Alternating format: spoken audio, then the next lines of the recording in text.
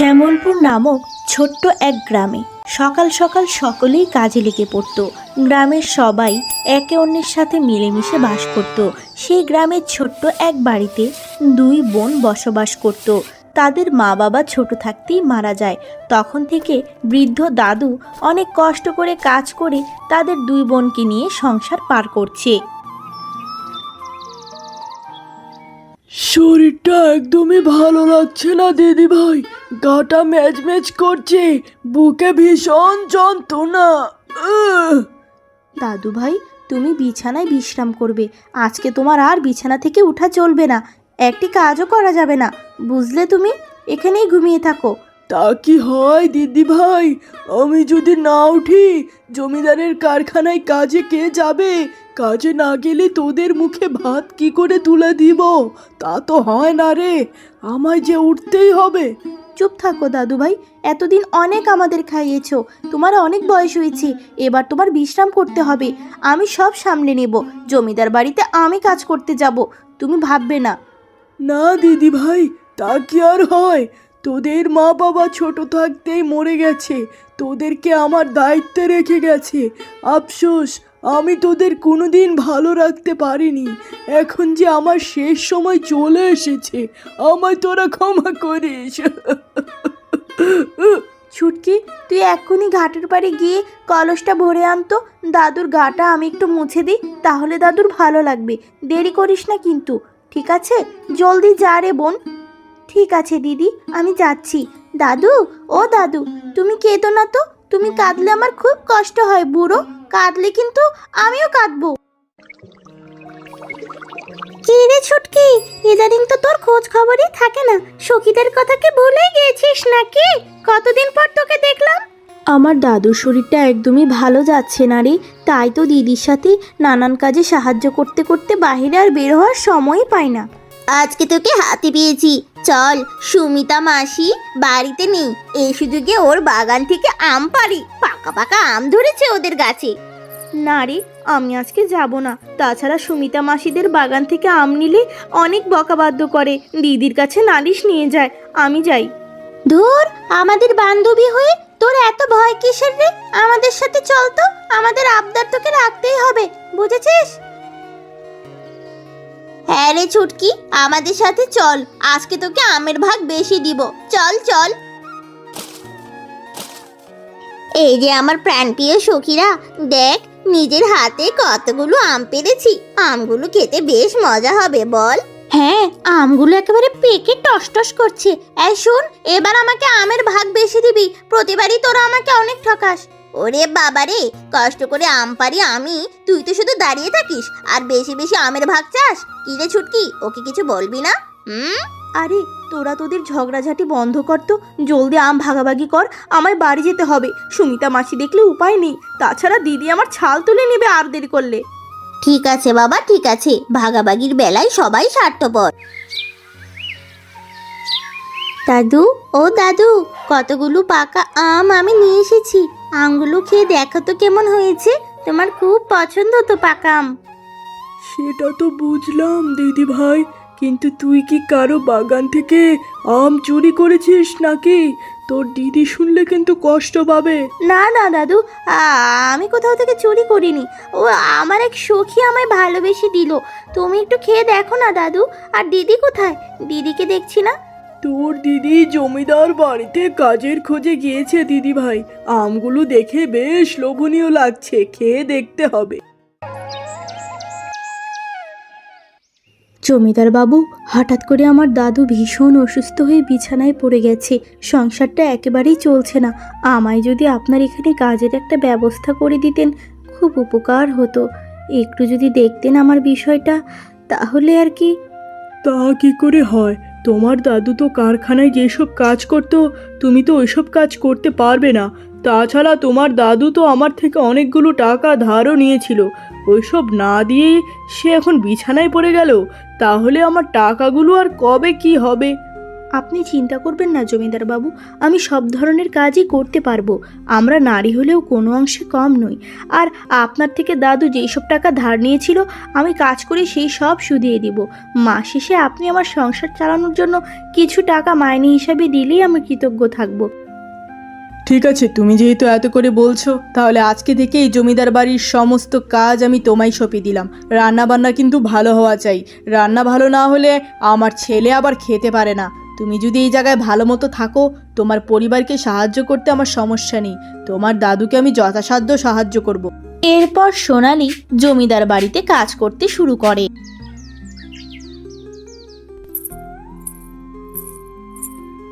এই সোনালি, দাঁড়া, এই সকাল সকাল কোমর ঘুরিয়ে ঘুরিয়ে কোথায় যাচ্ছিস? এই তো দিদি, আমার দাদু অসুস্থ কিনা, তাই জমিদার বাড়িতে নতুন কাজ নিয়েছি, সেখানেই যাচ্ছি। তোমার কি মনটা খারাপ?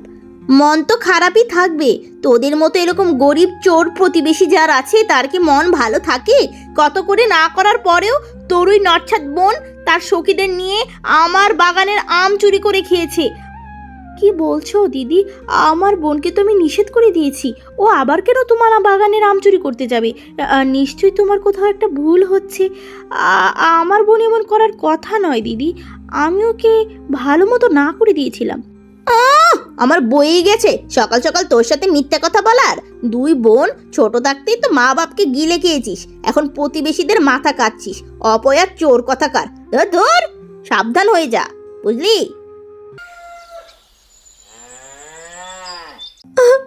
সোনালি দিদি, তুই আমাকে এত জোরে থাপ্পড় কেন দিলি?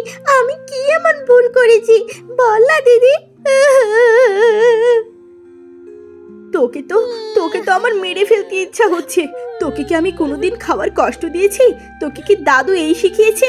এত করে না করার পরেও তুই কেন প্রতিবেশীর বাগানের আম চুরি করতে গেলি? কেন? জানিস কতগুলো কথা শুনিয়েছে? তুই কি করে পারলি এমনটা করতে? দিদি, আমি তো যাইনি। আসলে আমার বান্ধবীরা আমাকে জোরাজুরি করছিল, তাই গিয়েছিলাম। আমি মাত্র কয়েকটা আম এনেছি দিদি। আমি এরপর থেকে আর আনবো না দিদি। তুই কাঁদিস না, তুই আর বকিস না। তুই যদি এরপর থেকে এরকম কিছু করিস, তার আগে তুই আমার মরা মুখ দেখবি। তুই জানিস ওই সুমিতা দিদি আমাদের মা বাবাকে নিয়ে কত বাজে বাজে কথা বললো। ওই দিন দেখার আগে ঈশ্বর আমার মৃত্যু কেন দিল না? আমার আর এইসব সহ্য হয় না। এদিকে দাদুর শরীরটাও ভালো না, আর তুই লোকের বাড়ির আম চুরি করিস। দিদি, আমায় তুই ক্ষমা করে দে। আমার ভুল হয়ে গেছে। আমি আর কোনোদিন সুমিতা মাসিদের বাগানের আম চুরি করব না। আমি তোকে কথা দিচ্ছি। ক্ষেতের থেকে তাজা তাজা শাক তুলে এনেছি দাদু। শাক দিয়ে ছোট মাছের ঝোল রান্না করছি। তুমি তো অনেক পছন্দ করো, আজকে পেট পুড়ে খাবে তুমি, কেমন?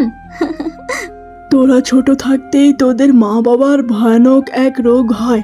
টাকার অভাবে চিকিৎসা না করাতে পেরে তারা মরে যায়। বাবা হিসাবে আমি কিছুই করতে পারিনি আমার ছেলের জন্য। আর আজকে তুই একা নিজের কাঁধে সমস্ত সংসারের দায়িত্ব তুলে নিয়েছিস দিদি ভাই। ও দাদু, ওইসব কথা ছাড়ো তো। তোমার তো অনেক বয়স হয়েছে, এবার তুমি শুধু বিশ্রাম করবে। জমিদার বাবুর সাথে আমার কথা হয়েছে, উনি আমায় আশ্বস্ত করেছে ঠিকমতো কাজ করতে পারলে উনি অনেক সুযোগ সুবিধা দিবেন। তাছাড়া অনেক ভালো মাইনে দেয় উনি। তুমি ভেবো না দাদু, আমি আছি। যত যাই বলিস না কেন দিদি ভাই, আমার হাতে সময় বেশি নেই, সেটা আমি ঢের বুঝতে পারছি। আজকে তোকে একটা কথা বলি, আমি অনেক কষ্ট মষ্ট করে তোদের দুইজনের জন্য কিছু সম্বল জমিয়ে বাড়ির পিছনে কুয়োয় মাটির নিচে পুঁতে রেখেছি। সেখানে মাটির হাঁড়িতে রূপোর কয়েন আছে। আবার কিছু হয়ে গেলে সেটা বের করে তোরা দুইজন সুখে শান্তিতে মিলেমিশে থাকিস দিদি ভাই। এটাই আমি চাই, তোরা সুখে থাক। এসব তুমি কি বলছো দাদু? তোমার শরীরের অবস্থা এত খারাপ, টাকার অভাবে তোমার চিকিৎসা করাতে পারছি না। সেই রূপোর কয়েনগুলো জমিয়ে রাখবো কেন? আজকে বিকেলেই সেগুলো বের করে তোমায় শহরে নিয়ে চিকিৎসা করাবো দাদু। না দিদি ভাই না, অনেক কষ্ট করে তোদের দুই বোনের জন্য রক্ত পানি করে আমি ওইসব জমিয়েছি। ওই কয়েনগুলো তোরা তোদের পিছনে ভাঙবি, আমার পিছনে ভাঙার কথা ভাববি না। আমার তো অনেক বয়স হলো, আর কত। কুচুটে প্রতিবেশী আড়াল থেকে সব কথা শুনে নেয়। এরপর যখন রাত গভীর হয়ে যায়, সে তার স্বামীকে সঙ্গে করে নিয়ে সে কুয়ো থেকে মাটি খুঁড়ে রূপোর কয়েনগুলো নিয়ে নেয়। ওরে বাবা রে বাবা, কতগুলো রূপোর কয়েন দেখেছো? কেমন জকমক জকমক করছে। এবার উত্তর পাড়ের ধানি জমিটা আমরা কিনে নেব, আমরা হব সেরা বড় লোক। তা বলছি যে গিন্নি, এভাবে রাতের আধারে অন্য কারোর উপর কয়েন চুরি করলাম, যদি ধরা খাই তাহলে কিন্তু জমিদার আমাদের গ্রাম ছাড়া। চুপ করো, দেয়ালেরও কান আছে। চুপ করো, তোমার বোকামির কারণে যদি আমি সবার কাছে ধরা খেয়েছি, তাহলে কিন্তু তোমায় আমি ছাড়বো না। তোমার তো কোনোদিন মুরোদে কোলায়নি এতগুলো রূপোর কয়েন জোগাড় করার। আচ্ছা ঠিক আছে বাপু, তবে রাগলে তোমায় ভীষণ সুন্দর লাগে। এ কি বলছিস দিদি? এতগুলো রূপোর কয়েন এভাবে ওই কুয়োর নিচে রাখাটা কি নিরাপদ? কেউ যদি নিয়ে নেয় তখন তো সর্বনাশ হয়ে যাবে। হ্যাঁ রে ছোট, আমিও সেটাই ভাবছি। তাই জন্য নিয়ত করেছি সকালবেলা তুই আর আমি মিলে গিয়ে মাটি খুঁড়ে সেই রূপোর কয়েনগুলো ঘরে নিয়ে আসবো। হ্যাঁ দিদি, আর দেরি করা ঠিক হবে না। দাদু কত কষ্ট করে আমাদের জন্য জমিয়েছে বল। এবার তুই ঘুমা দিদি, তোর তো আবার সকালে জমিদার বাড়িতেও যেতে হবে কাজে। পরদিন সকালে দুই বোন সেই কুয়োর কাছে যায়। কুয়োর ভিতরে গিয়ে তারা আকাশ থেকে পড়ে। এ কি দিদি, এই জায়গায় তো আগে থেকেই মাটি খোঁড়া দেখছি, রূপোর কয়েনের কোনো হাড়ি তো দেখতে পাচ্ছি না দিদি। এসব কি হচ্ছে? হ্যাঁ রে ছুটকি, আমিও তো সেটাই ভাবছি। আমরা তিনজন ছাড়া এই হাড়ির কথা তো কেউ জানতো না। তাহলে কে যে আমাদের আগে এই জিনিসটি চুরি করে নিয়ে গেল? হা বিধাতা! দিদি, এক্ষুনি আমাদের দাদুকে জানাতে হবে। এরপর চল আমরা জমিদারের কাছে গিয়ে নালিশ করি, না হলে আমরা রূপোর কয়েনের হাড়িটি চিরতরে হারিয়ে ফেলবো দিদি। না রে, তুই কি পাগল হয়েছিস?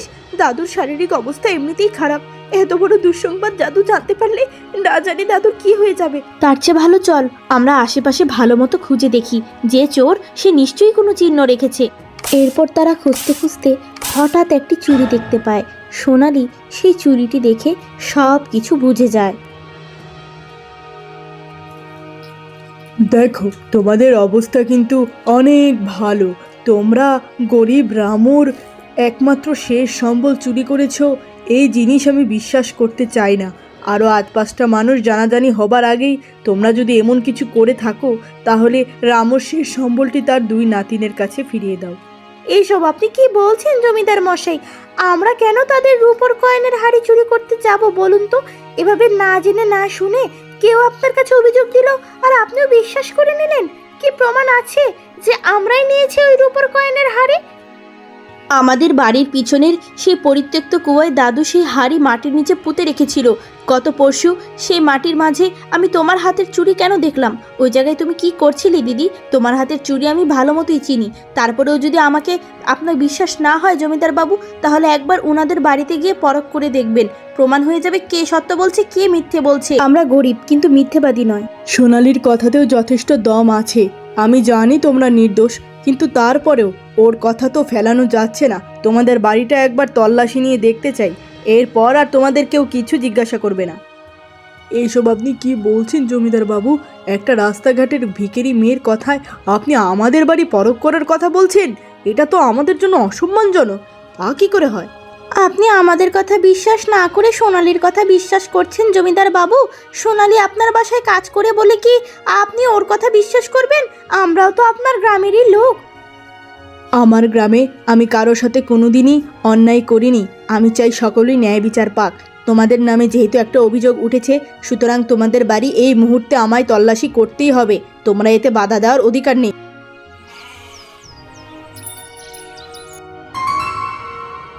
কি ব্যাপার বাবুলাল, এতক্ষণ তো তোমার বউ অনেক বড় বড় কথা বলছিল। তোমাদের বাড়িতে এই রূপোর কয়েনের হাড়ি কি করছে? জবাব দাও, তোমাদেরকে আমি শাস্তি দেব, না হলে চুপ করে থেকো না। আপনি এসব কি বলছেন জমিদার বাবু? আমি এই রূপোর কয়েনের হাড়ি আমার বউকে দিয়েছি। এটা তো আমার জমানো কয়েন। আমরা কি ভিখারি নাকি?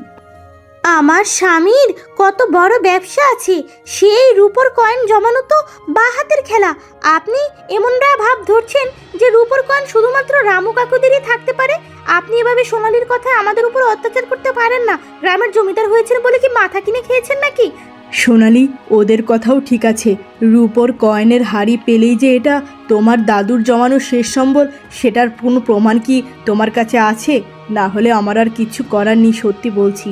এবার আমার বাড়ি ফিরে যেতে হবে। আমার কাছে অবশ্যই প্রমাণ আছে জমিদার বাবু। আমার দাদু যখন রূপোর কয়েনগুলো হাঁড়িতে জমিয়েছিল, আমার মায়ের শেষ স্মৃতি হিসাবে একটি ছোট্ট সোনার আংটিও এই হাঁড়ির ভিতরে রেখেছিল। এই হাঁড়ির কয়েনের ভিতরেই সেই আংটিটা আছে।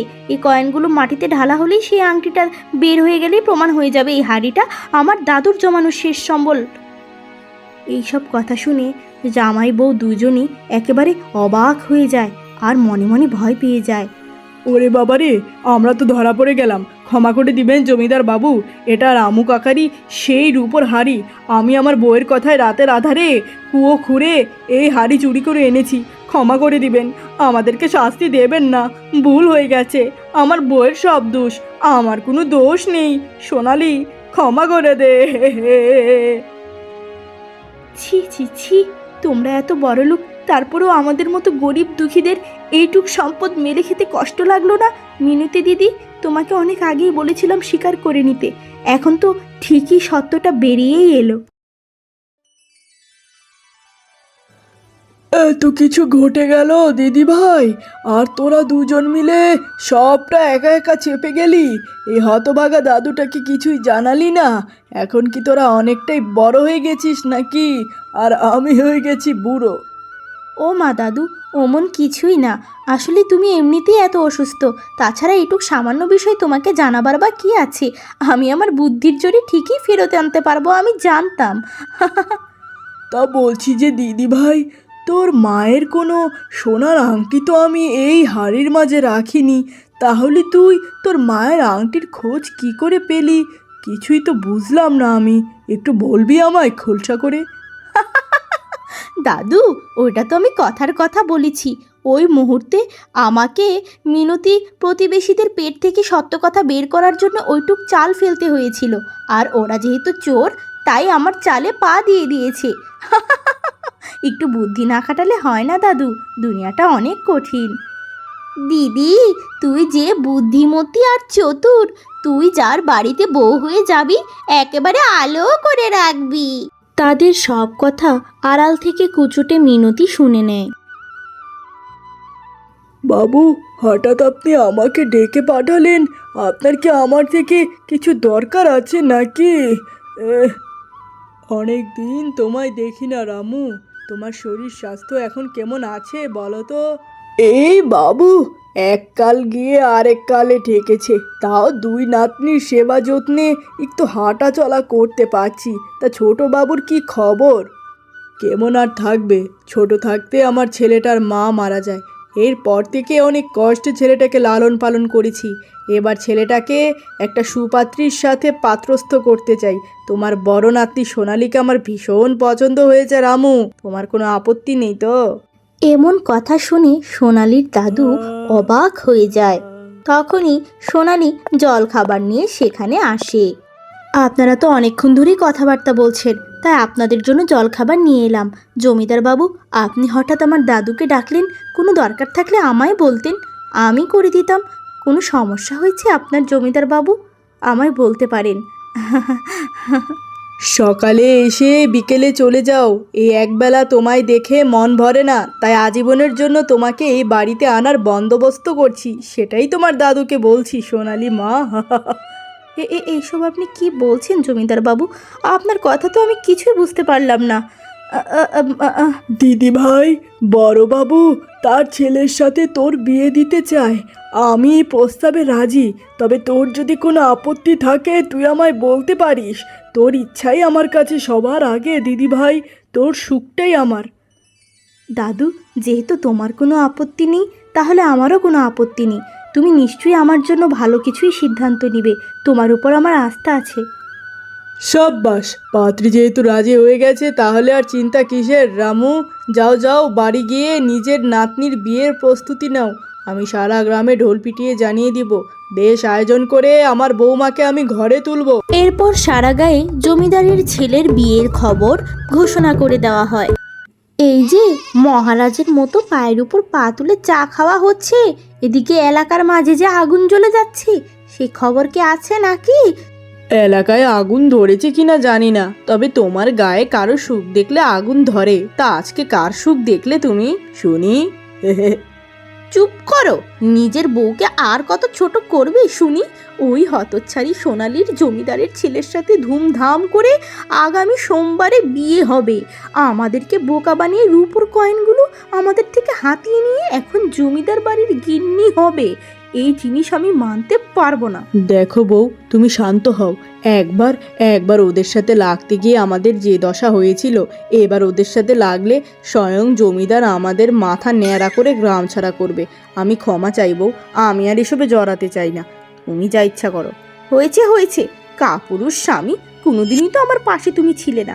আমি যেটা বলি সেটা শুনো, না হলে কিন্তু তোমার মাথার চুল আমি নিজেই ফেলে দিব, বুঝেছো তুমি?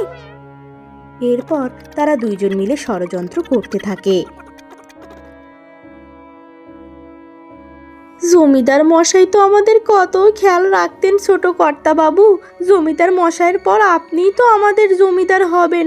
আপনার কাছে দুইটা দুঃখের কথা বলি, আমার স্বামী আমাকে আর খেয়াল রাখে না। আমার সংসারটা এক নাগিনী ভেঙে দিল।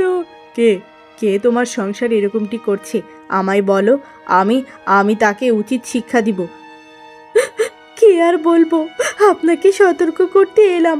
যার সাথে আপনার বিয়ে ঠিক হয়েছে সোনালির চরিত্র না একদমই ভালো না ছোট কর্তা বাবু। সেই তো আমার স্বামীর সাথে পরকীয়ায় আসক্ত, তাই তো আমার স্বামী আমায় ছেড়ে দিতে চাইছে। কোথায় যাবো আমি? এইসব এইসব এইসব তুমি কি বলছো? সোনালির চরিত্র কেন খারাপ হবে? আমার বাবা বলেছে সোনালি অনেক ভালো মেয়ে, সে এমনটি করতে পারে না। আমি জানতাম আপনি আমার কথা বিশ্বাস করবেন না। প্রতিদিন রাতে আমার স্বামী ওই সোনালির সাথে লুকিয়ে লুকিয়ে দেখা করে। আজকে গাছের পেছন থেকে দেখবেন। একটা নারী হয়ে কি স্বামীর নামে মিছে কথা বলতে পারি বলুন ছোট বাবু? সেই দিন সন্ধে হওয়ার সঙ্গে সঙ্গে বাবুলাল সোনালীকে ঘাটের বাড়ি ডেকে আনে, আর আড়াল থেকে জমিদারের ছেলে সব দেখছিল। এ কি দাদা, আপনি হঠাৎ আমায় ডেকে আনলেন এই জায়গায়? আমি তোমার কাছে ক্ষমা চাইতে এসেছি সোনালি। আমার বউয়ের কথায় তোমার দাদুর শেষ সম্বল আমি চুরি করে অনেক বড় ভুল করেছিলাম। তুমি কি আমায় মন থেকে ক্ষমা করেছো সোনালি? তুমি বলো, আমার না ঘুম আসে না এই চিন্তায়। এতদিন পর এসব আপনি কি বলছেন? ওইসব জিনিস তো অনেক পুরনো আলাপ, আমি ভুলে গেছি। আপনারাও ভুলে যান। গত সোমবার আমার বিয়ে, আপনি দিদিকে নিয়ে অবশ্যই আমার বিয়ের নিমন্ত্রণ খেতে আসবেন। আমি তবে যাই এখন। কোথায় যাচ্ছ? একটু দুদণ্ড দাঁড়াও না। আমার বউটা সারাদিন খ্যাটখ্যাট করে, তোমার সাথে দাঁড়িয়ে কথা বলে ভালোই লাগছে। রাতের চাঁদের আলোয় এই স্নিগ্ধ হাওয়া, কি যে সুন্দর লাগছে তোমায়। এইসব আপনি কি বলছেন বড়বাবু? গ্রামের সকলে জেনে গেছে আপনার ছেলের সাথে আমার নাতনি সোনালির বিয়ে। এখন আপনি বিয়ে ভেঙে দিতে চাইছেন কেন? কি ভুল করেছি আমরা বলুন বলুন। কি আর ভুল করবে? চরিত্রহীন নাতনি জন্ম দিয়েছ। আমার একমাত্র মা মরা ছেলেকে এরকম চরিত্রহীন মেয়ের কাছে আমি তুলে দিব না। তোমার নাতনির মুখ দেখে তো আর নেইনি সে ভালো, এটা ভেবেই আমার ছেলের বউ করতে চাইছিলাম। ছি ছি ছি ছি ছি। এইসব আপনি কি বলছেন? ফুলের গায়ে দাগ থাকতে পারে, কিন্তু আমার নাতনির চরিত্রে কোনো দাগ আছে আমি সেটা বিশ্বাস করি না। আমি ওদেরকে এমন শিক্ষা দেইনি বাবু। আপনি তো জানেন সব কিছুই, কত কষ্ট করে ওদের মানুষ করেছি। দয়া করে বিয়ে ভাঙবেন না। আমার ছেলে নিজের চোখে দেখেছে তোমার নাতনি পাশের প্রতিবেশীর স্বামীর সাথে রাত্রেবেলা পরকিয়া করে বেড়ায় ঘাটের পাড়ে। ছি ছি ছি ছি, আমার ভাবতেও ঘেন্না লাগছে। বেরিয়ে যাও বাড়ি থেকে। এরপর সেই বৃদ্ধ বাড়ির পথে রওনা দেয়। হঠাৎ তার বুকে ব্যথা দেখা দেয়। তখনই এক সাইকেল এসে তাকে জোরে ধাক্কা দেয়। মাথায় আঘাত পেয়ে বুড়োর দুই চোখ অন্ধ হয়ে যায়। কে রে সোনালি, তোর দাদুর অবস্থা এখন কেমন? শুনলাম চোখ মুখ অন্ধ হয়ে বিছানায় পড়ে আছে। এই তো দিদিমা, দাদুর অবস্থা এখন মোটামুটি আছে। আমরা দুই বোন মিলে সারাদিন খেয়াল রাখছি। দেখা যাক বিধাতা কি দেখেছে কপালে। তোদের মতো দুই নাতনির কারণে অসুস্থ রামুর আজকে এই দশা। কত কষ্ট করে তোদের বড় করেছে, দিন শেষে তুই কিনা পরকিয়া করে বিয়েটা ভেঙে দিলি রে। কত বড় বাড়িতে বিয়ে ঠিক হয়েছিল। তোর ছোট বোনটাও তো তোর মতো নষ্টাই হবে, বড় বোনের মতোই তো ছোট বোন হয়। মা বাবাকেও খেয়েছিস, দাদুটাকেও খাবি। এইসব আপনি কি বলছেন দিদিমা? আপনার কি মাথা ঠিক আছে? আপনি দিদির ভুলের কারণে আমাকে কেন নষ্ট বলতে যাচ্ছেন খামাখা? দেখুন, আমার আমার কোনো ভুল নেই, তারপরেও আপনার কথা শোনানো লাগলে আমায় শোনাবেন। আপনি কেন আমার মা বাবা আর দাদুকে নিয়ে কথা বলছেন? আর আমার ছোট বোন কত নিষ্পাপ, আপনি ওকে জড়িয়ে কেন কথা বলছেন? দাদু, আপনার এটা ঠিক হয়নি। ঠিক বেঠিক এখন তোদের থেকে আমার শিখা লাগবে না। আমার মাথার চুলে এমনি এমনি পাক ধরেনি রে। তোর ছোট বোনকে বলবি আমার নাতনির সাথে না মিশতে। তোর নষ্টা বোন আমার নাতনিকেও নষ্টা বানিয়ে দিবে। ছি ছি ছি, দুইটা বোনকে এই গ্রামের কেউ বিয়ে করবে না। দাদু, এভাবে কাজকর্ম না করলে সংসার তো চলছেই না। আমি দেখি শহরের দিকে গিয়ে কোনো কাজ জোগাড় করতে পারি কি না। ছুটকি, তুই দাদুর খেয়াল রাখিস। আমি তবে চাই দাদু, তোমার চোখগুলো আমি চিকিৎসা করাবো শহরে নিয়ে। তুই এই বাড়ির জন্য যথেষ্ট করেছিস, তোকে আর কিছু করতে হবে না। এই জন্মে তোর জন্য যে পরিমাণ অপমান দেখলাম, যেটা এর আগে কেউ আমায় করতে পারেনি। তোর কারণে তোর ছোট বোনের ভবিষ্যৎ নষ্ট হচ্ছে। তুই একেবারে এই বাড়ি ছেড়ে বেরিয়ে যা। এইসব তুমি কি বলছো দাদু? সবার মতো তুমিও কি আমায় অবিশ্বাস করছো? ছুটকি, তুই দাদুকে বুঝিয়ে বল না। দাদু কি বলছে এইসব? কি বোঝাবো? দাদু যা বলছে ঠিকই বলছে দিদি। তোর কারণে সমাজের লোকেরা এখন আমাকেও নষ্টা নষ্টা বলে। ভবিষ্যতে আমাকে এই গায়ের কোনো ছেলেই বিয়ে করবে না। তোর কারণে দাদুর দুই চোখ অন্ধ হয়েছে। তোর কারণেই সব হয়েছে। তুই চলে যা দিদি, চলে যা। তুই থাকলে সমাজের লোকেরা আমাদের বের করে দেবে এই সমাজ থেকে। তুই একটা অপয়া। হ্যাঁ দিদি ভাই, আমায় তুই ক্ষমা করে দিস। আমি তোকে বাধ্য হচ্ছি বের করে দিতে। তোর কারণে আমার ছোট নাতনির জীবন আমি নষ্ট করতে পারবো না। আফসোস আমি তোকে মানুষ বানাতে পারিনি। তোর চরিত্র কলুষিত। শহরে গিয়ে তুই আবার কি না কি করবি। ছি ছি ছি ছি, তার আগে তুই বেরিয়ে যায় বাড়ি থেকে। আমাদের মুক্ত কর। হ্যাঁ, ঠিক আছে দাদু, এখন যেহেতু আমি তোমাদের কাছে বোঝা হয়ে গেছি, তোমরাও যেহেতু আমার চরিত্র খারাপ ভাবছো, আমি ঠিকই চলে যাব। তবে আমি প্রমাণ করেই ছাড়বো আমি নির্দোষ, আমি চক্রান্তের শিকার। এরপর সোনালি সেই গ্রাম ছেড়ে, তার পরিবার ছেড়ে অনেক দূরে চলে যায়। আরে সখী, তুই এত দিন পরে আমার কথা মনে পড়লো বুঝি? তা কি মনে করে শুনি, বল না। আমার বাড়ির লোকেরা আমায় বাড়ি থেকে তাড়িয়ে দিয়েছে। তোর বাড়িতে কি কিছুদিনের জন্য একটু ঠাঁই দেওয়া যাবে সখী? আমি যে বড্ড বিপদে পড়েছি। তোর যদি সমস্যা... আহ, চুপ থাক। এত কিসের আমতা আমতা? আমার কিসের সমস্যা? আমার বিপদে তুই আমায় কত সাহায্য করেছিস, কিন্তু তোর মতো এত ভালো মেয়েকে বাড়ি থেকে কেন তাড়ালো সেটাই তো বুঝতে পারছি না। বলতো কাহিনীটা। ঘরের ভিতর ঢুকতে দে, এরপর বলছি। খুব ক্লান্ত লাগছে রে সখী, শরীরটা ভালো লাগছে না। এভাবেই দেখতে দেখতে সকাল থেকে সন্ধ্যা হয়ে যায়। সবই তো শুনলাম রে সখী, কিন্তু আমি তোকে কি করে সাহায্য করতে পারি সেটা আমায় বল তো দেখি, তারপর ভেবে দেখব। বল না। এরপর সোনালি তার সমস্ত পরিকল্পনার কথা তার ছোটকালের বান্ধবী মায়াকে বলতে থাকে। ও, এই ব্যাপার, এটা তো আমি এক তুড়ি মেরে করে নিব। এইবার দেখবি ওই দুষ্ট প্রতিবেশীরা কি করে ধরা পড়ে যায়, আর প্রমাণ হয়ে যাবে তোর চরিত্রে কোনো দাগ নেই। তুই নিশ্চিন্তে থাক সখী আমার। এবার বল, রাতে কি খাবি? না রে সখী, রাতে আর কিছুই খাবো না। মনটা একদমই ভালো লাগছে না। তাছাড়া তুইও তো মাহারা অসহায় এক মেয়ে, তোর উপর আর কত চাপ দিব বলতো।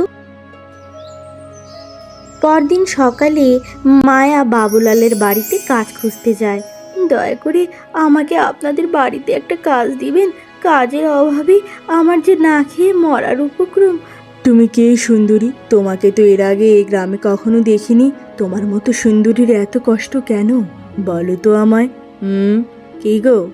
আমি পাশের গ্রাম থেকে এসেছি, আমার নাম মায়াবতী। আমার ওই গ্রামে কেউ কাজ দিচ্ছে না, তাই এই গ্রামে এলাম, সাহায্য করুন। নিশ্চয়ই নিশ্চয়ই, তোমায় তো আমি অবশ্যই সাহায্য করব। তুমি আজকে থেকে আমাদের বাড়িতেই থাকবে, এখানেই কাজ করবে। এরপর থেকে মায়াবতী সেই বাড়িতেই কাজ করতে শুরু করে।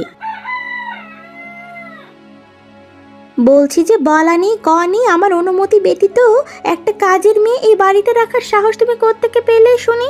আর এত টাকাই বা কোথায় তোমার শুনি যে কাজের মেয়ে রাখলে? আরে বউ, তোমার ঘরের কাজকর্ম একা করতে কষ্ট হয়, তাই তোমার কথা ভেবেই তো আমি কাজের মেয়েটাকে রেখেছি। আর এখন তুমি আমায় কথা শোনাচ্ছ? তুমি কি পাগল নাকি? বুঝলাম না তো। দূর দূর। ও আচ্ছা, এখন আমি পাগল হয়ে গেছি আর ওই নষ্ট মেয়ে ছেলেটা ভালো হয়ে গেছে, বুক পেট বের করে রাখে তো, তাই ওর উপর খুব পিড়িত উঠলে পড়ছে। এই মেয়েকে যেন কাল সকালে আর না দেখি। এইসব আপনি কি বলছেন বাবুলাল? আপনার উপর ভরসা করেই তো আমি আছি, আর আপনি আমি বাড়ি থেকে তাড়িয়ে দিলে কোথায় যাব বলুন তো? এই কাজ করবেন না। দেখো, আমার বউটা খুব খ্যাচখ্যাচ খ্যাচখ্যাচ করছে। এই মুহূর্তে তোমাকে এই বাড়িতে রাখলে ও একেবারে লঙ্কা কাণ্ড ঘটিয়ে দিবে। আসলে এই বাড়িটা আমার বউয়ের নামে। ভালোই ভালোই ওর থেকে এই বাড়িটা লিখে নিই, এরপর ওকে ঘাড়ে ধরে বাড়ি থেকে তাড়িয়ে আমি তোমায় বিয়ে করব। এই সব কিছু আড়াল থেকে তার বউ শুনে নেয়। পরদিন সকালে মিনতি জমিদারের কাছে তার সমস্ত ভুল স্বীকার করে। এরপর কিছুদিনের মাঝেই জমিদারের ছেলের সাথে ধুমধাম করে সোনালির বিয়ে হয়ে যায়। আমায় তুমি ক্ষমা করে দিও সোনালি। তোমার মতো পবিত্র মেয়ের চরিত্রে আমি লোকের কথায় দাগ এনেছি। তোমায় আমি অবিশ্বাস করেছি। আমি তোমার স্বামী হবার যোগ্যও ছিলাম না, তারপরেও তুমি আমায় গ্রহণ করেছো। এটা আমি তোমার কাছে কৃতজ্ঞ। তুমি বলো আমার কাছে কি চাও? সে কি, আপনি আমার কাছে ক্ষমা চাইছেন কেন? আপনার জায়গায় আমি থাকলে আমিও সেটাই করতাম যেটা আপনি করেছেন। একজন স্বামী তার স্ত্রীর কাছে ভালো চরিত্র ছাড়া আর কী বা চায়? আপনি দয়া করে নিজেকে এভাবে অপরাধী ভাববেন না। আপনার কাছে আমি সোনাদানা কিছুই চাই না, শুধু ছোট্ট একটা জিনিস চাই, যদি অনুমতি দিতেন। নিশ্চয়ই নিশ্চয়ই, তুমি বলো সোনালি, তুমি কি চাও? আকাশের চাঁদ চাইলে সেটাও আমি তোমার কাছে এনে দেওয়ার চেষ্টা করব। না না, আমার অত কিছু চাই না। আমি শুধু চাই আমার দাদু আর ছোট বোনটা এই বাড়িতে আমার সাথে থাকুক। সেই সময়টা দাদুর সেবা করতে চাই। আমি চাই না আমি এই জমিদার বাড়িতে সুখে থাকবো আর তারা ওই ভাঙা বাড়িতে কষ্ট পাক। আপনি যদি কিছু মনে না করতেন তাহলে আমি ওদেরকে এখানে নিয়ে আসতাম। এটাই আমার চাওয়া, আর কোনো চাওয়া নেই। এই সামান্য চাওয়াটুকুর জন্য তোমার এত কিসের আকুতি? তুমি কালই সকালে গিয়ে তোমার দাদু আর বোনকে এখানে নিয়ে আসবে। এখানে তাদেরকে সর্বসম্মানে রাখা হবে এবং তুমি সর্বক্ষণ তাদের খেয়াল রাখবে।